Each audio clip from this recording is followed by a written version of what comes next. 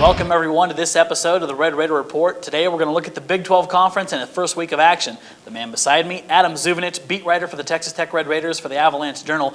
Adam, pretty decent week of first week of Big 12 football. Not a lot of high-profile games, but definitely a couple of good ones that we should be looking forward to. Yeah, that's right. Typically, first game of the season, a lot of teams out there have cream puffs, including Texas Tech. We got North Dakota coming into town. Right. They're a team transitioning from Division II now to what used to be Division 1AA, the football championship subdivision.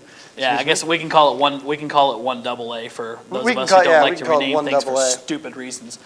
Continue. Anyway, like I said, a lot of the opening week matchups for Big 12 teams, pretty much a powerhouse versus a cream puff. But there are a few intriguing matchups out there.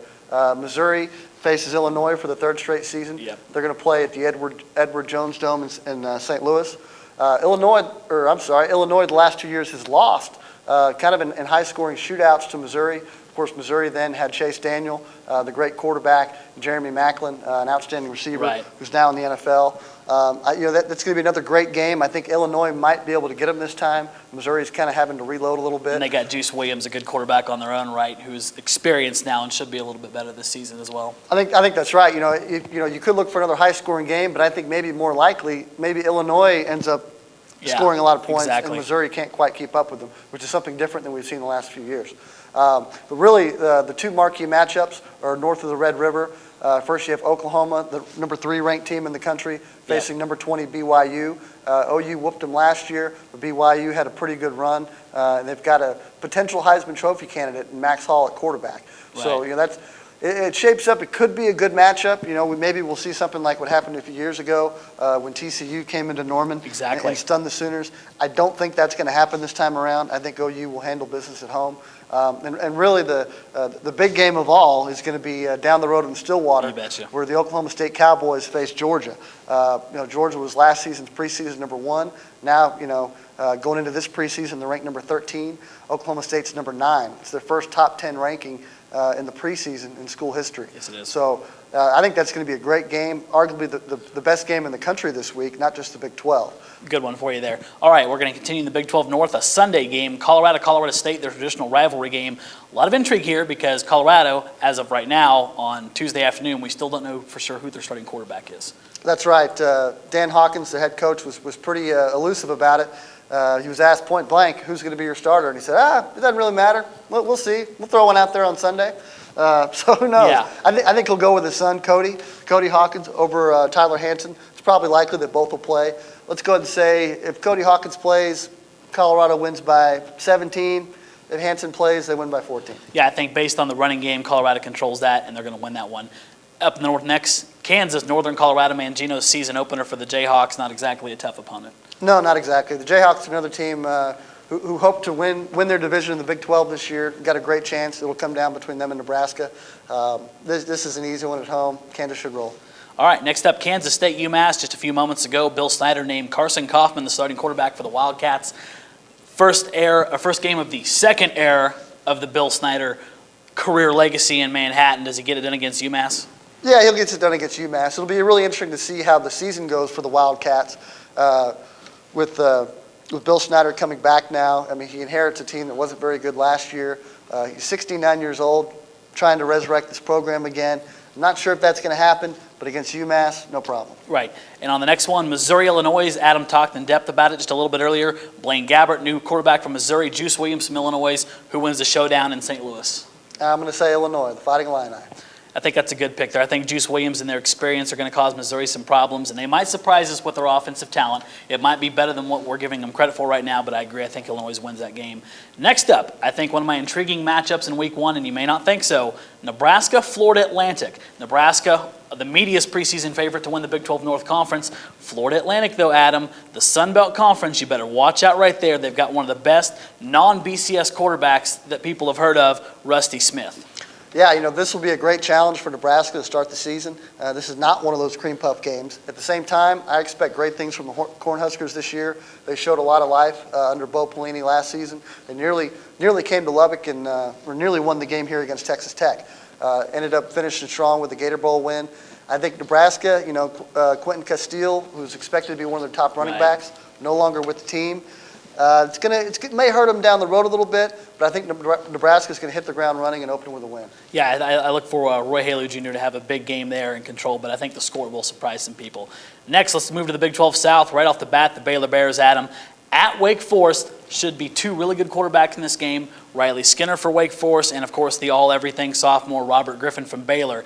Can Baylor get off to the start that everybody's predicting them to? I think they will. I think you'll look at last year, same matchup. Wake Forest took it to Baylor. I think it was 41-23, something along those lines. But Baylor kind of stepped back and they said, okay, here's what we need to do, and they got progressively better as the season went along. I think this time with Robert Griffin back as a starting quarterback, they've got a lot of attorneys on defense. They've got some other playmakers in the mix. I think Baylor starts with a win and keeps going. Yeah, and I think that's key. If Baylor is able to start the season with a win here, I think it's going to just waterfall from that point on, and they're going to have a successful season, kind of like I predicted them to in my predictions. If they lose there, maybe a little tougher down the line. Yeah, perhaps. I think even I think Baylor's going to win this game. Even if they don't, maybe that just makes them a little more mad, motivates them a little more. All right, the one we talked about a little bit earlier, at Arlington and Jerry Jones' new stadium, Oklahoma, BYU. BYU, a little bit of injury problems in camp. They've had some kids limited by a number of things. Oklahoma, though, they've got some people they're going to have to grow up in a hurry, their wide receivers and their offensive line specifically. That's true, but you still have Sam Bradford, the reigning Heisman Trophy winner, DeMarco Murray, and Chris Brown in the backfield. Those guys are tough. Oklahoma's going to win this one. BYU might be a top 20 team.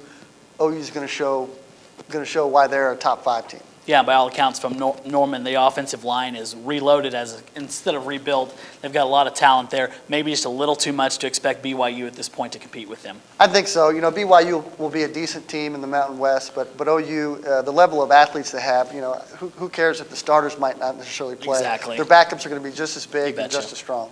All right, and the game we talked a little bit about earlier, maybe the marquee game on week 1 of the Big 12 Conference, Oklahoma State, Georgia, Saturday from Boone Pickens Stadium in Stillwater.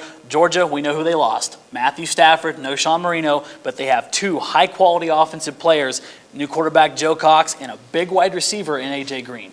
Yes, I mean, Georgia is definitely going to be a potential power in the Southeastern Conference like they always are. I don't think they'll be as strong as some of the top-tier teams in that conference, but they're a solid football team.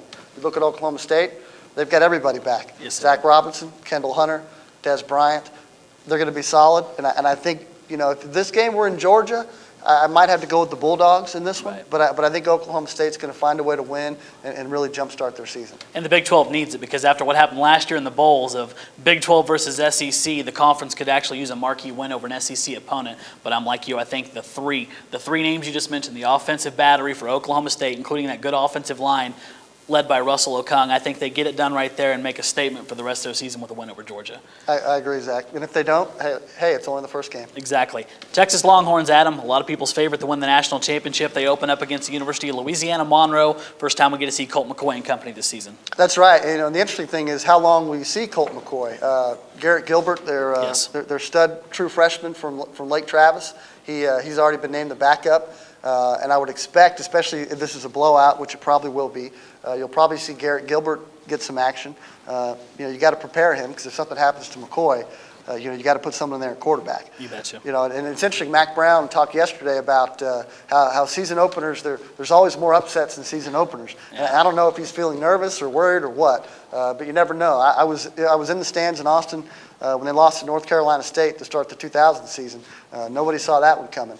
So, even though it might look like a blowout on paper, you still got to come out and play. Yeah, Louisiana Monroe, a Sun Belt team, but nowhere near the caliber of the Florida Atlantic team or maybe the Troy team that we talked about earlier. Texas probably rolls in that one. Last one we're going to pick, Texas A&M, New Mexico. We got an interesting quarterback situation with Texas A&M. They go with Gerard Johnson, and they're going to put one of their best receivers from last year in Tannehill at the backup slot, not play receiver.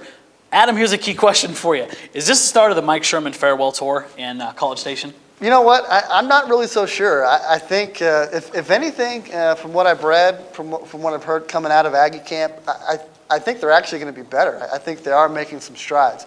I think Sherman, he's an NFL guy, not a whole lot of college experience. Sometimes you wonder, well, is that really going to translate to the college level? He might be in over his head a little bit. But he's been able to recruit some pretty good players. I think Rivals.com ranked their recruiting class this year 7th in the nation. They've got a returning quarterback in Johnson. I read a story today in the Austin paper about how the chemistry seems to be better, that there's a better environment in the locker room. They're more on the same page. That doesn't mean you can block and tackle per se. Right. But I think A&M is going to be better this year. As far as their whole quarterback situation, I find that a little hard to believe that he would keep Tannehill on the bench. I do too. Just because he's a backup quarterback. I think Ryan Tannehill is going to play some at receiver. He may even get some time at quarterback to spell Gerard Johnson. So I wouldn't be so sure about seeing Tannehill stay on the bench. I also think last year, you look at last year, A&M starts with a loss to New Mexico at home. I think they're going to reverse that trend this year. I don't know if they'll win by much. I think it'll be a close game. But I think the Aggies will win this game. And I think it's a must-win for them. They absolutely cannot lose that season opener, or the people in College Station, they're going to start getting the crowd roaring up, and Sherman does not need that to start his second year, a very key year in his development. Other game on the slate, obviously, Texas Tech, North Dakota. Adam and I aren't going to pick that one because we're covering it, but we're going to talk more in depth about Texas Tech and the North Dakota Fighting Sioux a little bit later in the week. But, hey, you want some more Texas Tech coverage? Adam's probably got something for you here. This comes out Saturday in the Avalanche-Journal. It's our Texas Tech Red Raider preseason tab. Full information by Don Williams, Adam, bunch of good writing in there. Everything you need to know about Texas Tech's in that critter right there. Taylor Potts on the front. You can find that on newsstand Saturday. Grab it before you head out to the Jones. But for right now, Adam, I think that's going to conclude our look at the first week in the Big 12 Conference. And we'll see you later in the week. For the Red Raider Report, for Adam Zuvanich, I'm Zach Long.